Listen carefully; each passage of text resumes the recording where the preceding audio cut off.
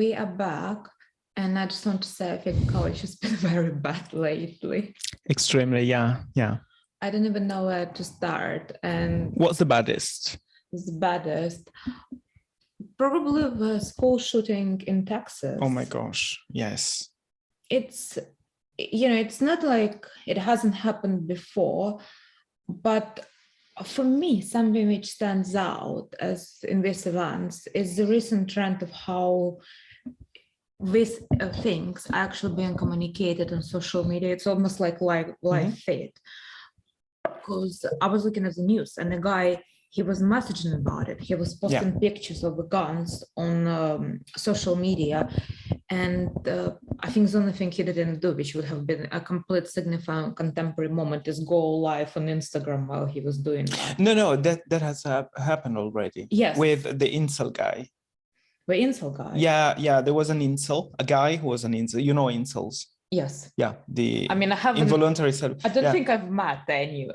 Who knows? So it's not, they are just people. So no, of course. It's just like, not but I have met anyone who was like, I have self-proclaimed.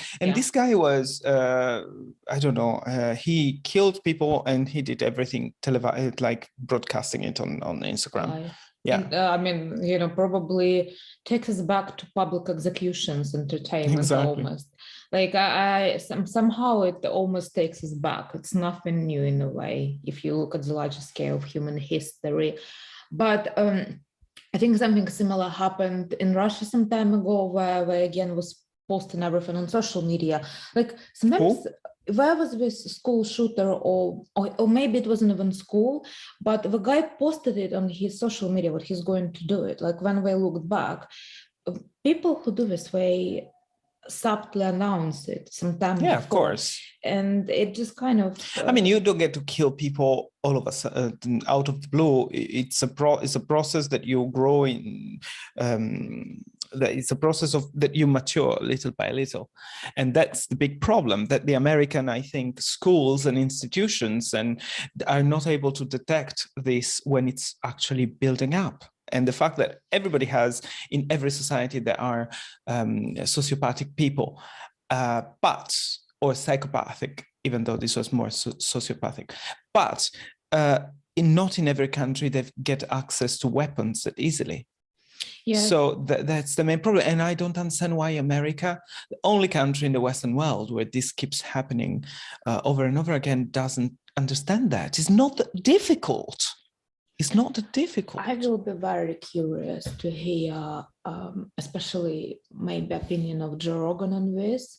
First of all, because he promotes Texas as probably the most comfortable or the most forward place to live, because a lot of people in America who used to live, for example, in California before we moved to Texas, so I'm very curious. And obviously he is one of those people who really pro First Amendment, which also includes the possession of weapons. I think it's the Second Amendment. Is the second? We have to fact check that story. But some people say that the Second Amendment is actually misinterpreted, but amendments can be changed. That's why they are amendments. Yeah. But it's not the point. Exactly. But I think a lot of people in America are very pro having a weapon to protect their home and protect their life. And that's, that's a huge dilemma. But in the end of the day, if you really want to get hold of a weapon, there is a way. So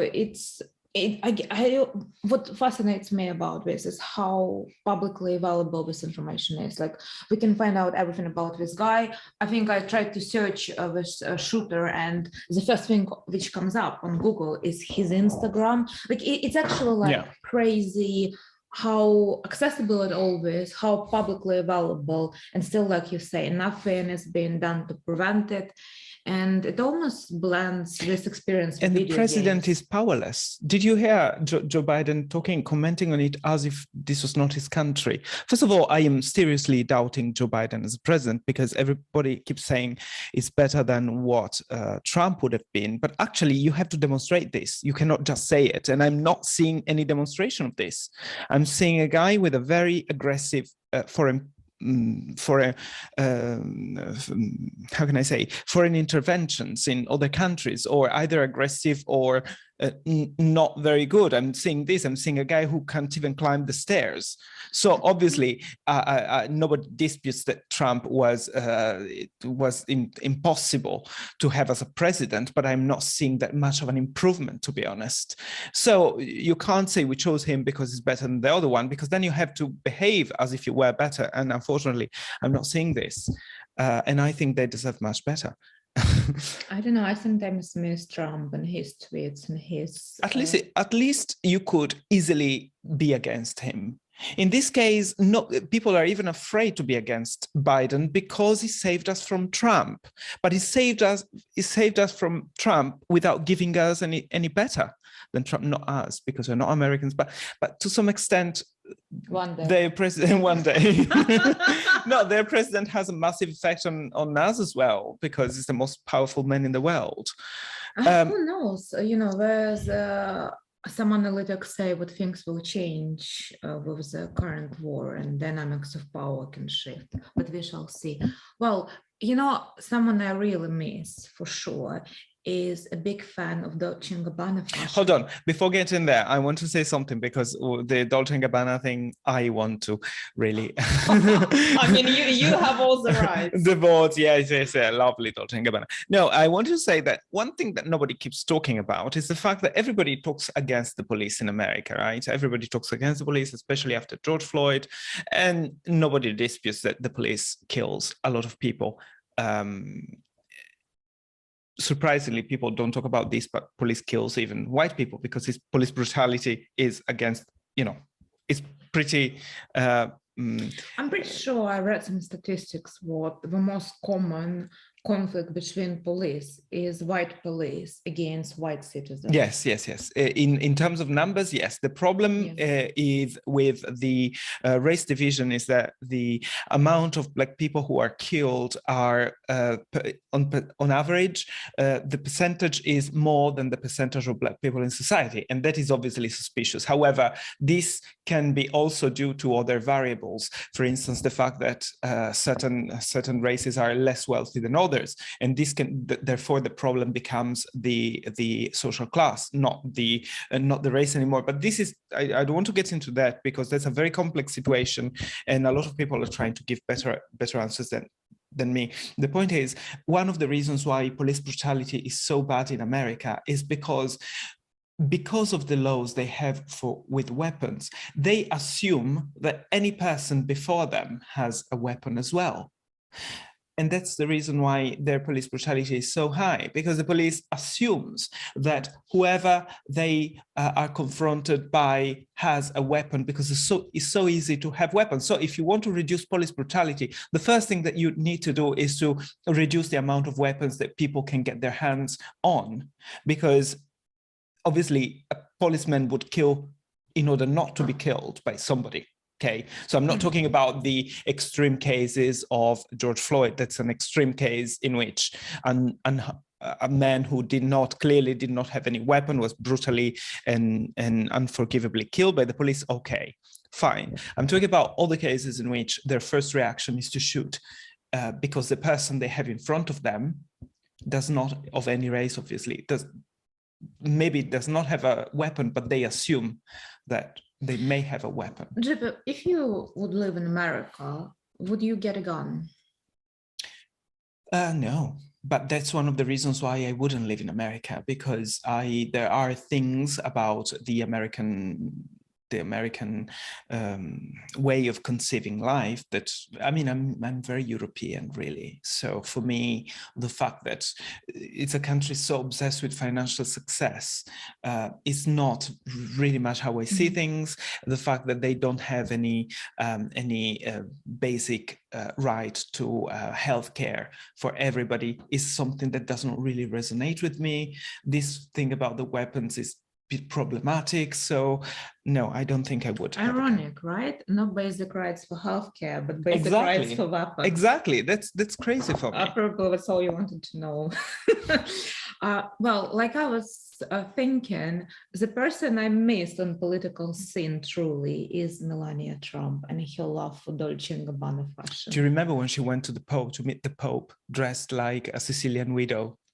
Wow. Well, we just That was a good recently look. had the pleasure of reliving this experience yet again Exactly. by a glorious American family who had a fantastic wedding. So Kourtney Kardashian married yet another fabulous man in her life. I don't even remember his name. Do you?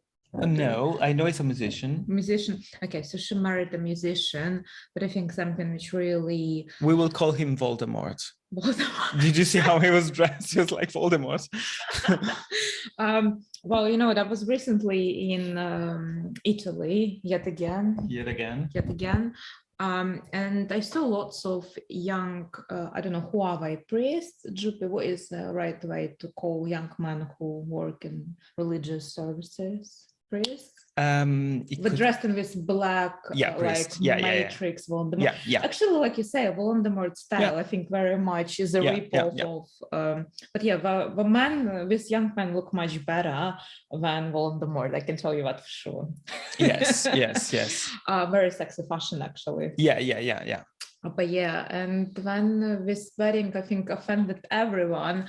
I think my favorite comment from this wedding was Daily Mail article about how pasta portions were very small. And I didn't know that. Yeah, we wrote the whole article. So we had this wedding, and the cutlery was in Sicilian style, like this very, very brightly painted plates, and the pasta portions were literally tiny in the middle of a plate, and everyone was like, this is not enough to feed a person. But fashion people don't eat. What do you expect?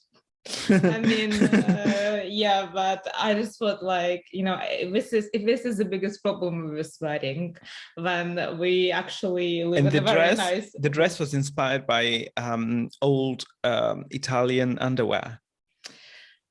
Well, I mean, the whole wedding seemed to be inspired by that. However, we don't watch a Dolce & Gabbana wedding expecting it to be elegant, because that's not what Dolce & Gabbana is about.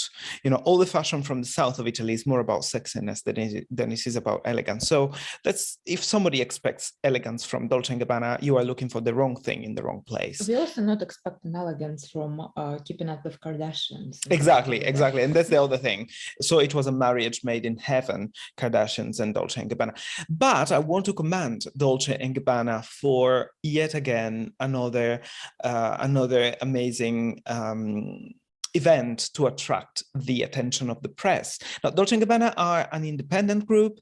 They are very much outside of the scene of fashion. They have an Alta Moda collection, which is not couture, so they don't show in Paris. They are outside of the Paris circle. I remember them criticizing Vogue when Vogue did use their clothes in a way that they thought was horrible. They publicly said it. So they are not afraid of being against every other, player in the.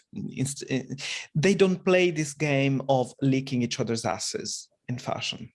Okay, so for them, they have a difficult life if you think about it, but they always manage to somehow impose themselves in some way or another, and very often they fail, but very often they succeed, and they manage to make everybody speak about them with this. So the fact that we are speaking about them, even though we are making fun of them, is actually the demonstration of their success.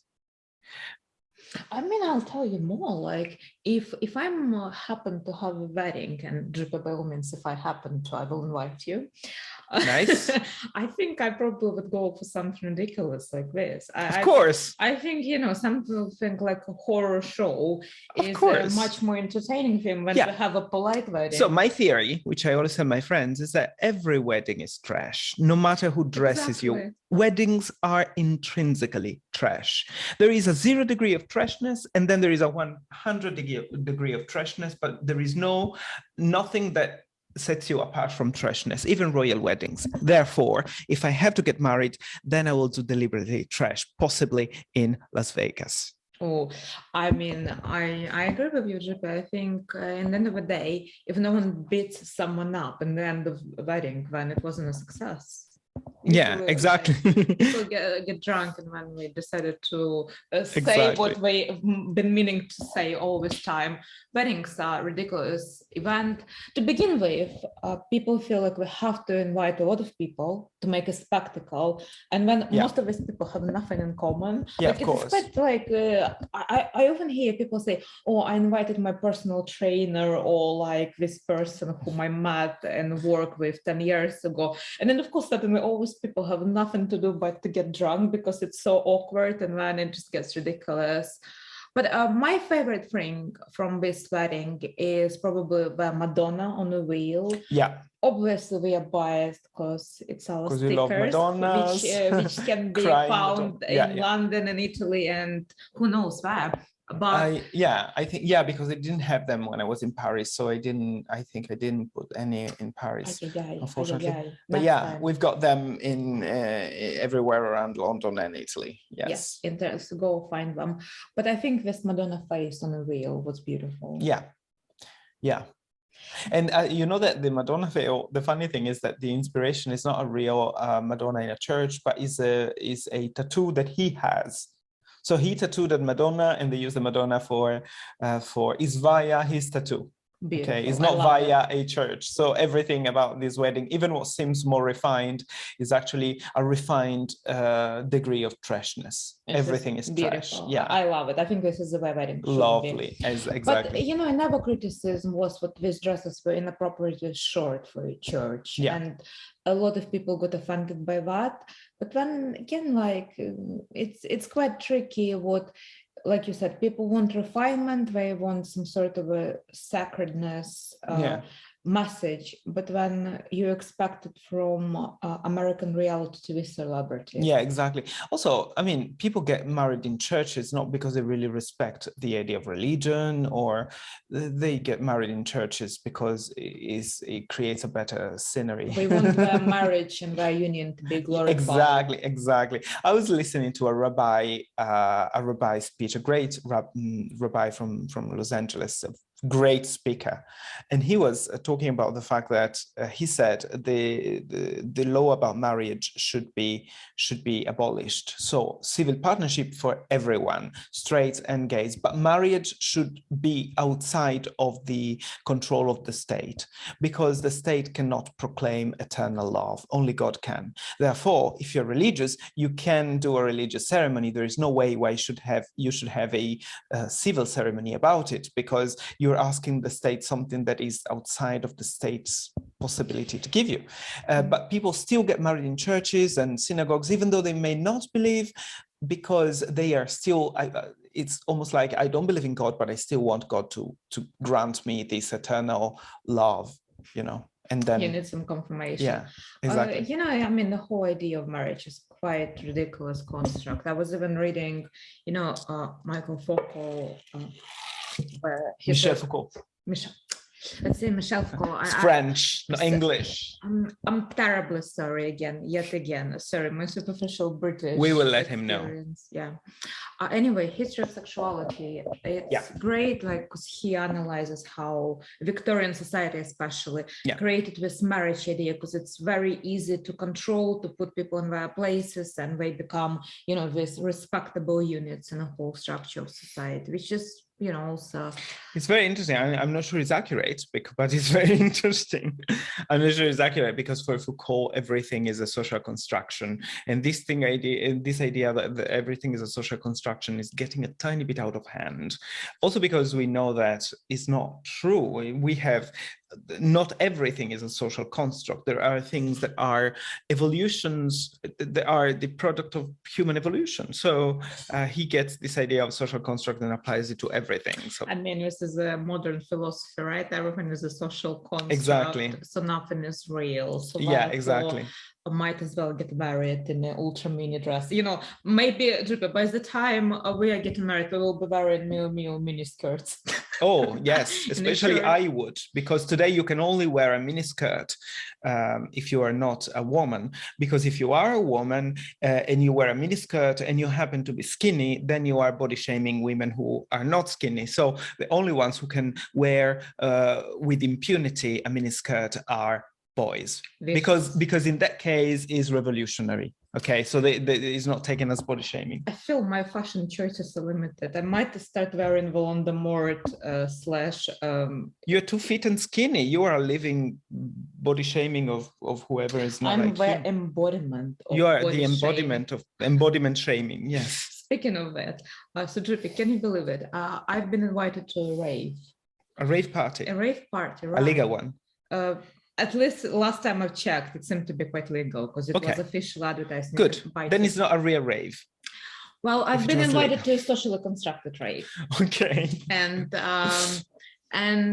but I went like, okay. I mean, I feel like I'm getting too old. By why not revive my, Youth. my youth? Yeah. So went on a website to buy tickets, and guess what? So the tickets have sliding scale, and essentially depending on your gender and your sexual orientation and your race, you get discounted tickets if you of a specific race or specific gender and orientation. And if you're just average heterosexual person, you have to pay a premium price. This is fantastic. So basically, to avoid racism, you have to propose racism under a new shape. Essentially, you have to make race difference in order to avoid racism. We got to this point in our society. It's brilliant, I would say. You fight sexism by creating another form of sexism. And if you happen to be but the funny thing is that how many transgender people? Because was it about transgender as well, right? Yes, it was something to do with queer. Was it cumulative? Like if you were transgender plus lesbian plus black, you would have an even higher discount, or you had to choose which card to pull out? I'm not sure, Droopy, at this point, because to be honest, that already melted my brain. And to the point I was like, I don't even know how, like, who am I? Because to be fair, how can you really determine if somebody is black? No, that maybe you can determine, but how can you determine if somebody is gay, for instance? Do they ask you to sing some Lady Gaga song? Who do they determine it? I remember when I used to party in London in my younger years, and I used to party a lot. I was out every night, and yeah. Okay. And I've been to all gay clubs across Soho and East London. And I remember after one night, me and my friend, we ended up with a fan, like, yeah. And like basically if you slide it open, it says something like gay raider or something. Basically, that's my idea. The way you can say if someone is gay, if the fan opens and I think they say they should do that, because how can you really determine it? Also, we got to a place where, you are everything that you claim to be, except race, that you can't, because people have tried to claim that they were like that Rachel woman in America who claimed to be black and she was white, but she used to get braids and tan her skin to look darker, and she was married to a black man, but she insists she got even a job, a teaching position, using the fact that she was allegedly black, and then she turned out to be not to be. I'm gonna stick to science. Exactly. But now you, except for race, you are anything that you claim to be. So you are a bearded man, you claim to be a woman, then they have to treat you as a woman, even though there is no visible effort to be a woman. So we got to this idea. I'm not necessarily saying it's wrong. I'm just saying it's peculiar that we reduce everything that we are to the identity, and then to make up for the social inequalities, the best way is to create other inequalities. I don't know, JP. I think we got to the point I had to close the website because I got so confused. You didn't know what card to pull out? No, I didn't know. I couldn't select. There's too much. I mean, this world is complicated as it is. There are too many things, too much going on. I don't have time to figure out how do I identify. Just give me a face price. No, exactly. So anyway,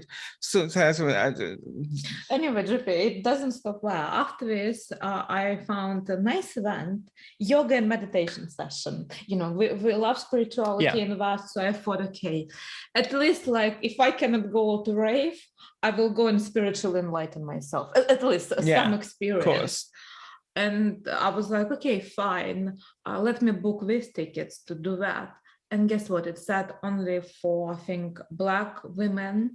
And you clearly aren't one. I don't know, GP. I just thought, you know what? Social experience. Do you realize that we are in the name of equity, we are creating a segregation in our culture? I mean, it's horrible. How can you create good relationship between people of different races you segregate them? You don't allow spaces in which you can even do yoga together and get along and become friends even. How do people don't get it? By the way, for the queerness thing, I read something, I don't know, I need to find the article, I read it, but essentially the demographic that is more likely to identify as queer, you know who it is? Straight women.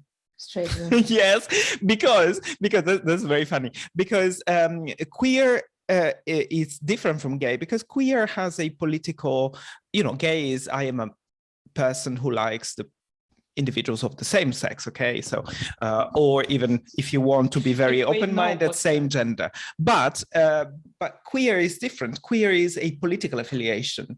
So I buy all sorts of very specific sets of political solutions if I'm queer that I don't necessarily have to buy if I'm gay, okay? So a lot of people, especially in Hollywood, privileged people, define themselves as queer not on the basis that they are gay, for instance, but on the basis that they have what they call an unusual sexuality. So for instance, women, I read about this actress who identified as queer because she can only have sex with people who she's in love with.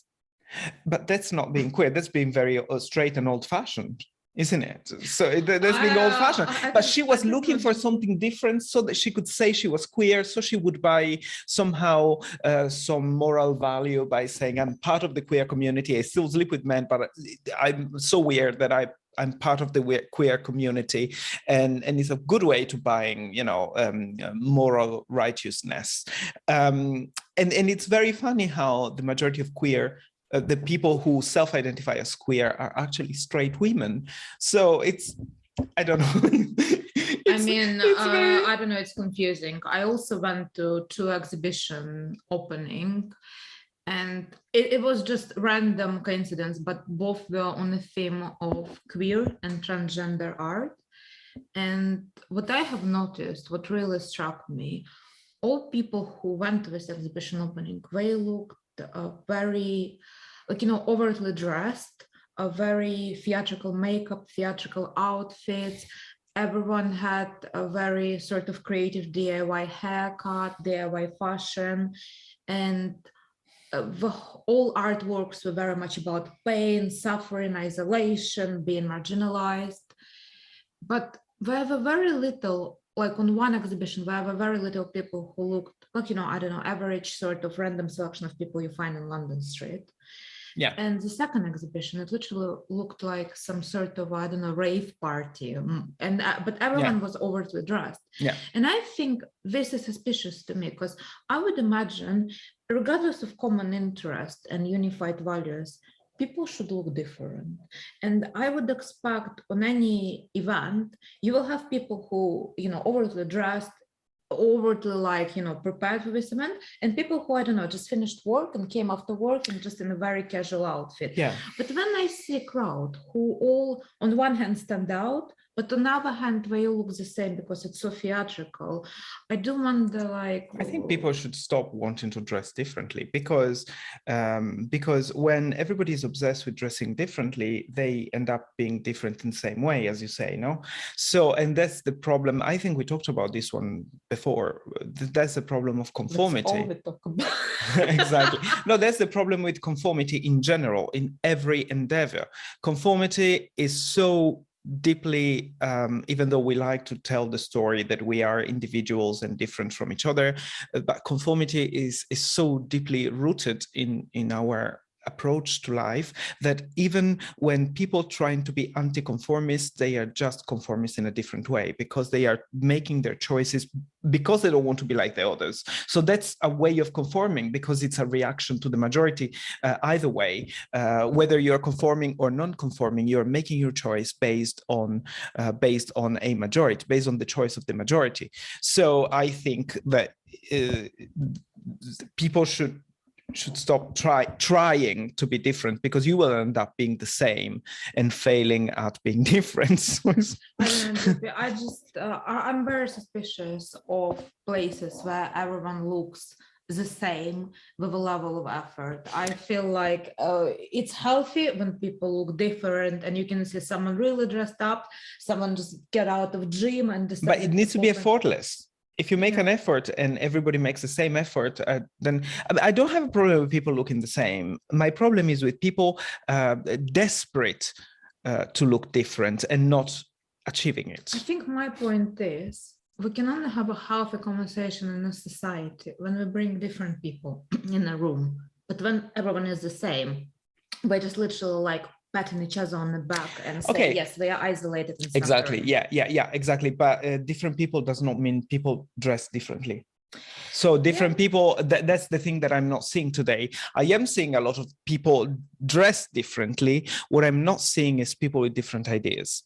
Because you have either the majority idea, or you'll get either cancelled or marginalized or called names. So what I'm not seeing today is difference of opinions. Who cares about differences in dress?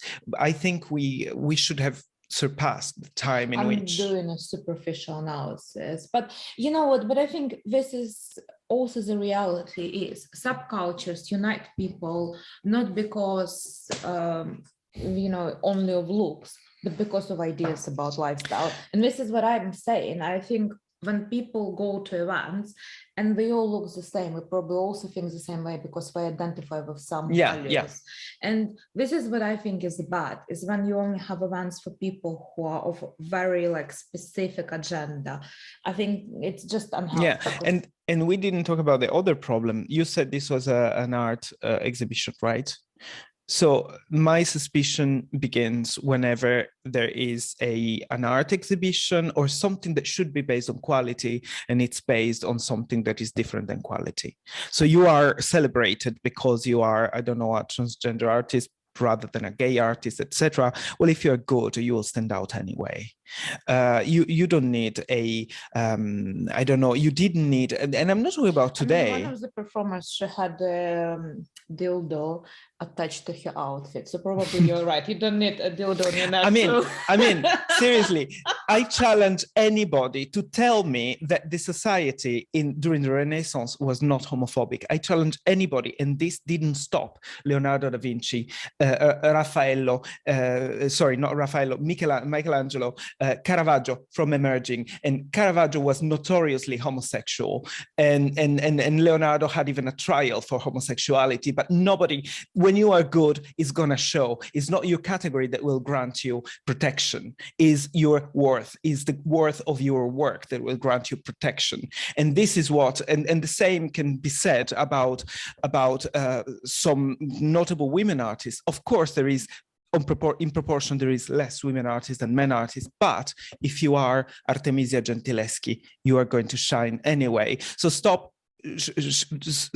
wanting to, I think, to find a category to shine and shine competing on equal grounds, because if you're good, it will show. So I do have a problem. Obviously, there are exceptions to this, especially when it comes to women, which I think, being the half of society, should have some form of extra protection. But this protection should not be segregation, should be on different grounds. Okay, you make things to help young female artists more because they may need it more, but this doesn't mean that you have to segregate the spaces to make them, because otherwise you will not reach success because you're good. You will reach success because you're a woman and or a gay or whatever category, and that's very sad, because that's not what value should be about. I don't know. I think this is very suspicious for me. And we are getting like do you know the artist Cassils? Cassils? No, I don't. So Cassils is a very famous transgender. I don't even know how to define because Cassils goes uses they them pronouns. They were born a woman. They took male hormones and did not cut their boobs out. So it's got little boobs, but muscles, very big muscles, very a beautiful body for a man, except with boobs. So okay, Cassils is an artist. And my problem with Cassils, and I often teach Cassils in my lessons, because what he does from an aesthetic, or what they do, I get confused, from an aesthetic point of view is very beautiful. Very beautiful works. The problem is that every time they give a speech, the concept of the work is never mentioned. There's no concept. What is always mentioned is the message, and there's a huge difference in art between what is a concept and what is a message. And the message, as you were saying, is always discrimination, trans rights. So this is not art. This is a marketing operation, because marketing uses messages that are very easy to understand and cannot be interpreted in any other way. So what I'm missing from the art of Cassils, for instance, is that they are so preoccupied to speak about the group where they come from that this message is too narrow and fails to be a general message that can reach, that can become abstract and apply to different situations in different moments in history. There is no layers. Everything is just about that. And this usually is a big problem in art. If you fail to create general messages that are able to withstand proof of time, it's usually not a good artwork, because it will die. If you marry the spirit of your own generation, you will be a widow in the next. And this applies to art more than everything else. Well, luckily you can have a wedding in style, in Dolce & Gabbana style at least. Speaking of messages, I think we enjoyed a very profound message last weekend in New York with new Balenciaga show. Oh yeah. At the New York Stock Exchange. Yeah. I think in terms of fashion, it was same Balenciaga style. Yeah, fashion. same. Maybe the only different take was dominatrix style, like party latex vibes. But we had seen that from Richard Quinn as well. So it's I think Richard Quinn vibe is a little bit different. Like it's, he's obviously, his fashion vibe is a bit different. Yeah, it's different. What I'm saying, I'm talking about the latex thing. That was what I'm talking about. Yeah, nothing new. Yeah, I mean, just new for Balenciaga. From my perspective. But I actually really enjoyed the message where how they chosen the place.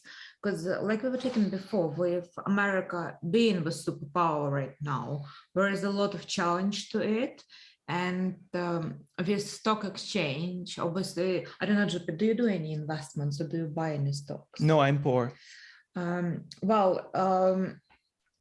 know what's going on with stock markets? Everything is like crashing down, like the value is going, it's very sad to open. If anyone's doing financial investments, they will probably not feel particularly great, because everything like is literally going downwards and losing its value.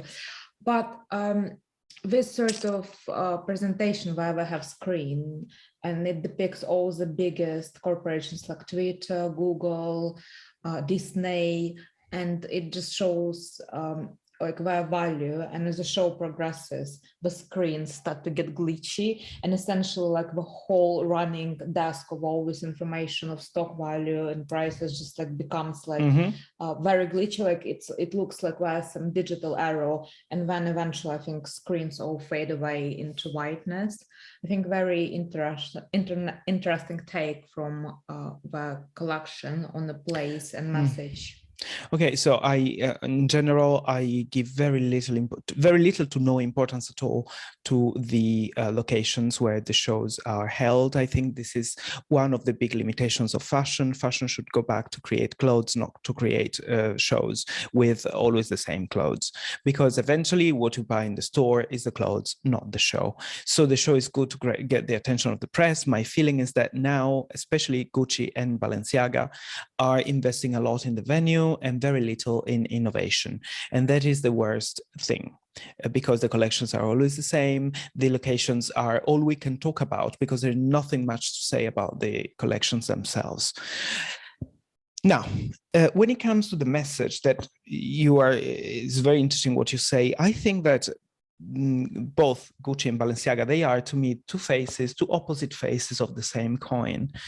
And if you look at the list index, you know, the list index is the index that tells you the hottest brands of the year, and they have been consistently up the either first or second place, either one or the other, Gucci and Balenciaga, and they both belong to Kering.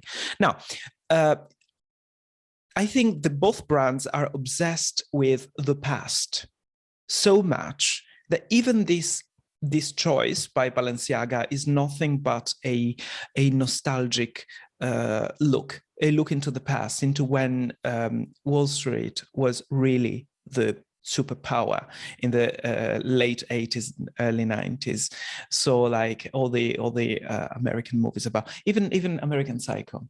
Yeah. So that world of that bygone era of wealth and financial domination. Financial domination. Because exactly. Because if you really want to talk about financial domination today, probably we should look to China, you know, to Beijing, but I think this is actually or to Shanghai. This is them saying what they predict. You know, they like apocalyptic dystopian theme. Like this is what their brand catches in on. But essentially, this is like if you listen to some political or economic analysis, there is a prediction what potentially America will lose its power. China will become the next destination. Yeah. And it could be almost like Balenciaga farewell to this era of American cycles. To me, it's Balenciaga clinging in another way to the past. Yeah. And it's all about Chinese cycles now on. Yes, exactly. And the next designer will be called some Chinese sounding name, I'm sure, because obviously creativity goes where the money goes. So. Exactly. So yeah, dominant days account. Yes. Scary times. Well, nothing lasts forever. Definitely not. Yeah, well, speaking of our content, and we recently had the pleasure of entertaining our superficial senses with Eurovision. Yes, Eurovision, and surprise, who took the first place? Surprise, Ukraine. Yeah. You know what I found most surprising? I didn't know we were doing so well in political scene. We took the second place.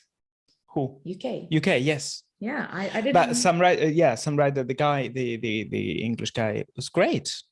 I think he's a real moral winner of this. I mean, we all think he's the winner. The other one got the prize, but he's the winner. You know what I mean? And it's very sad to see that. I don't know, what are you thinking to give back to Ukraine by giving the Eurovision victory?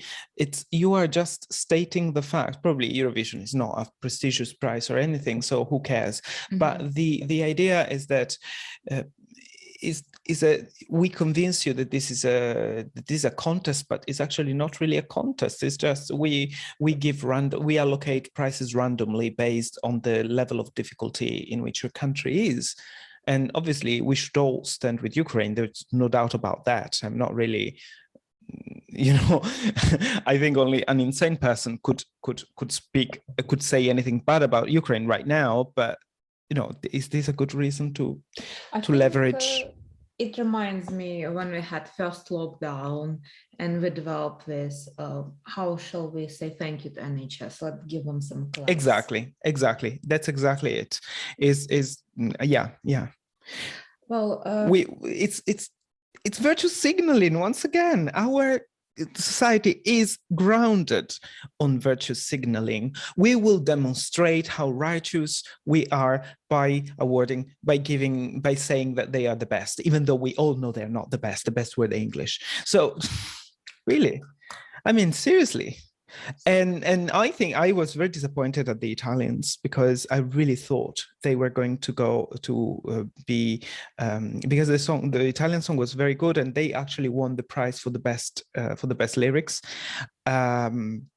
but they sang very badly. I think they were, especially the young boy Blanco, who is very talented and give an amazing performance at Sanremo Film Festival, but they really sang badly at Eurovision, and they got 5th place, I think, or 6th place. I think, to be honest, the reason why they got so low is not so much because they didn't sing well, but because everybody voted for Ukraine, so they dispersed the numbers, so the numbers did not go where they should have gone if people voted, without the war in mind. Well, the good thing about Eurovision, where's always next time?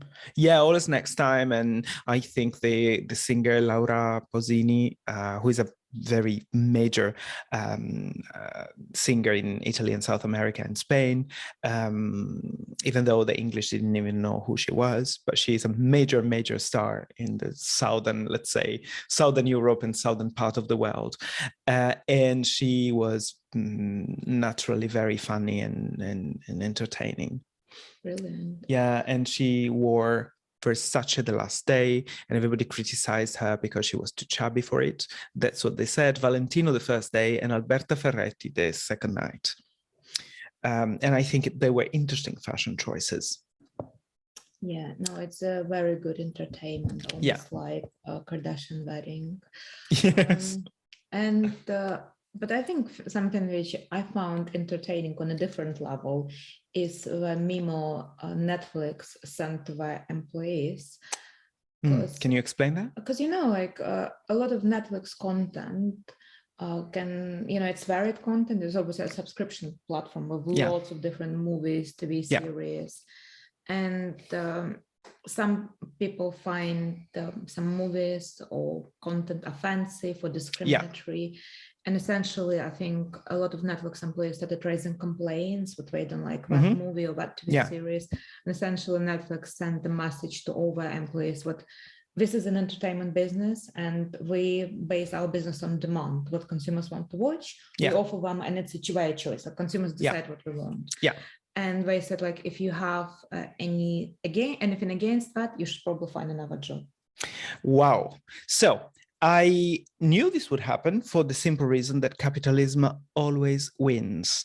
And the best thing that capitalism did in the last couple of years has been to pretend to fight capitalism. So capitalism pretended to be its own opposition because it was profitable, they thought, to do so. So for instance, capitalism embracing lefty ideas, I remember when they cancelled things like Little Britain, or at some point they cancelled because it was offensive, they cancelled Gone with the Wind. And I mean, if you find it offensive, just you have the amazing power in a democratic country not to watch it. You are not forced. You're not force-fed the content that you find offensive. You just don't watch it. There is plenty of things that I find offensive, but I don't think they should not exist. I just don't watch them. Exactly. I don't want to buy tickets which identify my race agenda. Luckily, I can just close the website. No one is dragging me to but also it's very patronizing to people who belong to minority groups, because you are telling them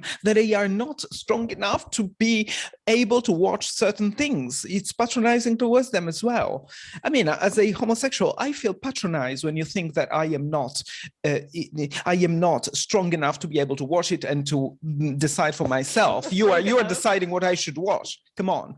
And the thing about Netflix is that all these choices that they made in the past were very often because they were yielding to their employees' requests.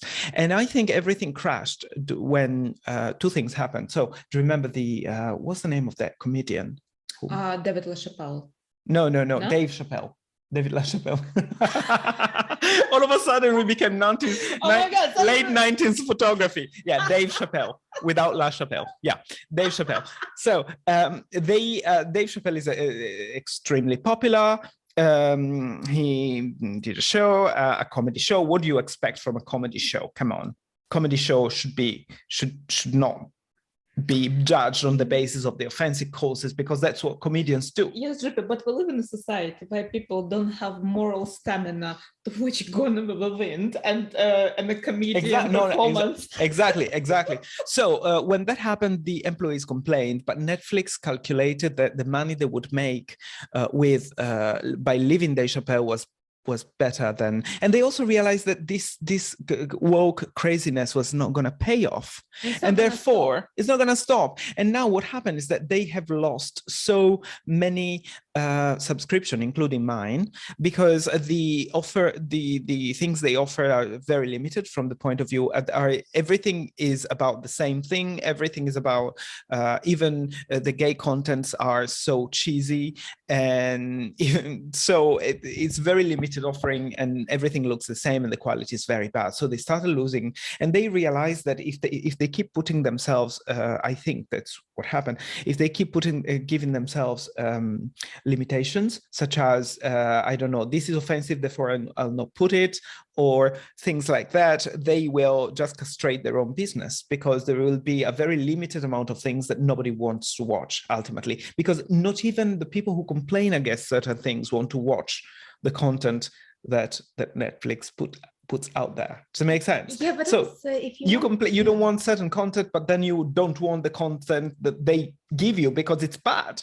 But also, like, where's the way to find fault with everything? Even the most innocent, children tale, you can twist it around and say, Snow White is surrounded by these 7 dwarfs, like, gender disproportion. No, even worse. The Snow White and Sleeping Beauty. The people said that the kiss was not consensual, and therefore parents complained, because the kiss was not consensual. And seriously, that's a fairy tale. You should put it in context for your children. You should give it a context. You should very, very stupid things. So I'm happy that they are reacting to the madness, and as I anticipated long ago, capitalism always wins, because capitalism has the amazing ability of molding to the new situation. It was profitable to be woke when it was good to be woke when it was profitable, when it was making money. Now it's not making money anymore. The wind is changing. We will change with the wind. That's what capitalism always does. And I'm waiting for when fashion will do the same. And when we will be going with the wind. Yeah. There's this great Japanese anime. I think it's called Gone with Ghosts. Gone with Ghosts. Ghosts. Yeah, okay. I think it's the right way. It's fantastic. Surely you should have watched it. I will show you later. Okay. It's amazing. I love anime. Yeah, well, it's a great way to communicate metaphors in a very artistic way. You see, that's the thing. We lost the ability of reading metaphors and the interpretability of metaphors. You take it like the kiss is non-consensual. Don't you get that's different? That's interpretable. I feel dysfunctional. I think culture gone too bad. I don't know. No, because the funny thing is that we say perfectly reasonable things. I say perfectly reasonable things, but every time I say them, I feel like somebody's going to interpret them as extreme, even though I am saying things that most people may agree with. I am not. I mean, I'm very welcoming. People wish for everybody to be, happy and respected and everything. And I very value democracy a lot. But even this seems weird today. We live in a very strange world, Rupi. Madness is everywhere. Well, luckily, it doesn't seem to stop, and it only escalates further and further. So therefore, I think our next episode will be even more entertaining. So for now, culture gone bad. Very bad. Truly. And we are terribly sorry about that. Mm-hmm. Or not. So we've got something to talk about. Next Bye.